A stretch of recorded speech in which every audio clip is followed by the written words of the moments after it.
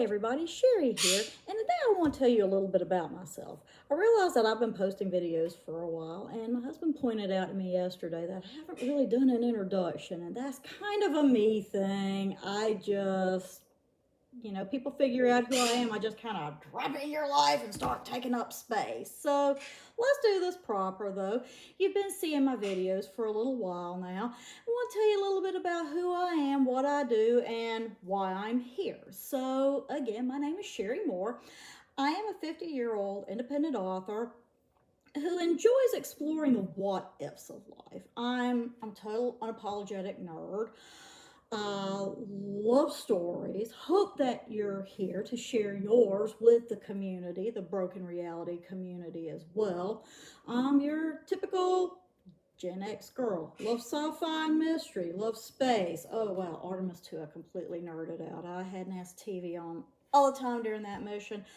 I also like my grunge and new metal. You've probably figured that out from some of my other posts and concerts that I go to and whatnot.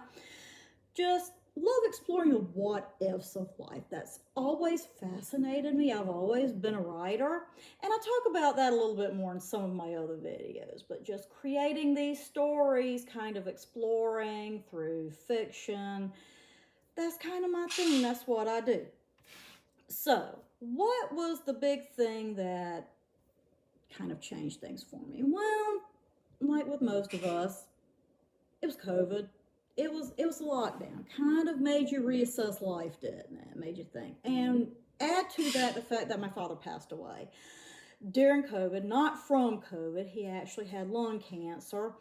His passing, and then 13 months later, my husband had an accident that resulted in a traumatic brain injury and emergency surgery, and all of that kind of drew a demarcation line when the lockdown ended. That I realized there is no going back. And it really was a paradigm shift, not only for experience, but I also realized at that point, I'm not a young woman anymore. I'm not a young adult anymore. I'm middle aged. I have made that transition. I've changed. I'm becoming a different person. And just taking active steps to learn, not only adjust, but who am I now? What's my role in life? What stays the same? What changes? The way that I typically described it was suddenly I felt like I was stuck in a life that was too small for me because I'd changed. I'd grown. And it was time for me to explore who am I now? What do I want from life now? Where am I at now? What does that mean? Now, who are you? And why are you watching this video? If you relate to this, you get it. You're probably an older millennial or a Gen Xer who felt that same demarcation. Maybe it was COVID, maybe it was before, maybe it was after, but in the past few years, you've realized, after many years of hard work and dedication, you're no longer young. You're not in that demographic anymore. And you've changed and you realize that. You have gone from a young adult finding your way in the world to the messy middle. But you don't want to be messy. You want to be awesome. I mean, after all, isn't that what life is all about? It's supposed to be awesome. You're supposed to have and enjoy it. So, you know what I'm here to tell you? It can be. It can be. We just have to learn how to find our voice and our authenticity, find who we are in this stage of life.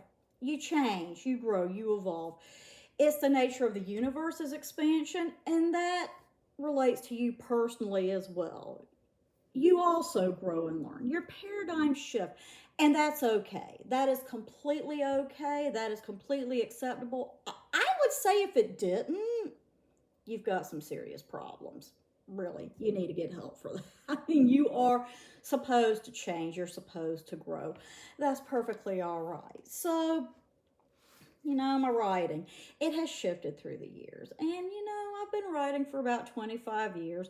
Started out in paranormal mysteries, and that was fun and that was good. But as I got older, I found myself shifting towards sci-fi, my love. I still write some mysteries, mostly shorter form things, but it's still there. But I've shifted more to sci-fi because it's just better for those what if questions that I like to explore. So, I think you might be interested in the broken reality community because if you, like me, have gone through that midlife existential crisis and just realized, okay, you know what, maybe life turned out the way that you expected, maybe it didn't, whatever, who plans for midlife? We don't think about that, and that's also completely normal, so it's okay. And I've come to realize you keep coming back to these points where you're rediscovering yourself, you're finding your purpose. It just happens. It's a normal thing. So, what will you find at Broken Reality Books? If you're looking to expand your e-reader or your bookshelf or your audio bookshelf with something a bit different, a bit more deeper, thought-provoking, because that's probably the way that you're leaning right now, this is a place for you. You're going to find questions about theory becoming reality. You're going to find deep thoughts, big ideas, thought provoking issues and themes. For some examples, I give you a basic rundown. The Earthside trilogy, one of my first sci fi series. What if the aliens are us? The Sentient series. This was my pandemic project, a 4 novella series. What if technology could make us immortal? Singularity, my last release, apocalyptic sci-fi. What if the AI we trust to rebuild and evolve us betrays us? And then we've got Broken Time, which is a standalone novel, and my current series that I just launched, the Dark Mirror trilogy. What if reality were bigger than our linear perspective? What if there was a whole lot more out there to discover that impacts us in ways we don't fully realize? Big things, big things. And I think that it's good to challenge yourself like that. Think kind of a women's fiction meets sci-fi, because I want you ladies to realize sci-fi, it's not technical, it's smart stuff, but you can handle it and you can mix it in. We really do every day. You think about the proliferation of AI in every aspect of life. Think about how life has evolved since we were kids. You've gone from basically analog to digital. You're living sci-fi life. You may as well embrace it in some of your entertainment, right? And books are a good way to do that. It expands the way that you think. Now, if you're looking for something different, this is probably for you. Like I said, women's fiction, psychological thrillers meet sci-fi.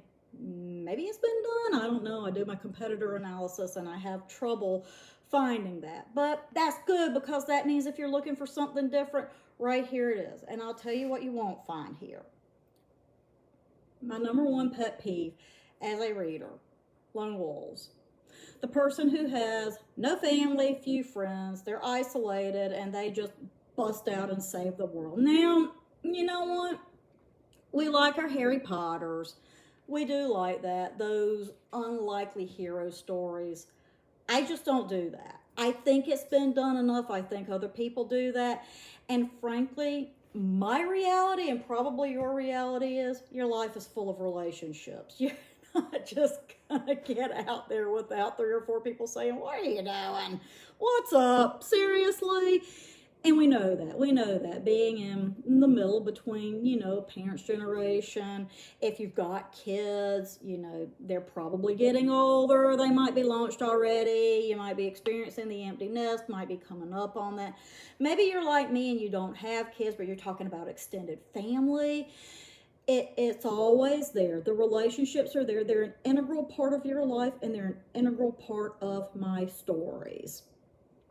They actually lend to the plot. The complexity of these relationships is actually kind of part of the plot, because you are part of a larger world. You're not going to get away from it. You're not going to find romancy. Somebody recently told me I don't like romancy books and I have a hard time finding stuff. Well, I got you. Now, it's there. It's not completely devoid. There are, of course, relationships develop. And things happen, conflicts happen. They are not a major point of the plot. They're there, but we're not focusing on the romance aspect of it. We're focusing on other bigger themes and bigger issues. You're also not going to find straight genre fiction here. It's sci-fi. I categorize it as sci-fi, kind of techno thrillers, visionary, but like I said, I mix it with some women's fiction because I do explore the relationship issues there. There's some science and mysticism. It kind of mixes because that, what they call new age philosophy of energy and the power of positive thinking, I find that interesting and I find that a fascinating concept to work with. It actually works with experimental physics and allows me to create kind of bigger, more dynamic themes to explore. So if you're looking for something that, is crossing, it's not strictly nerdy stuff, you'll find a little bit of everything here. So that's me.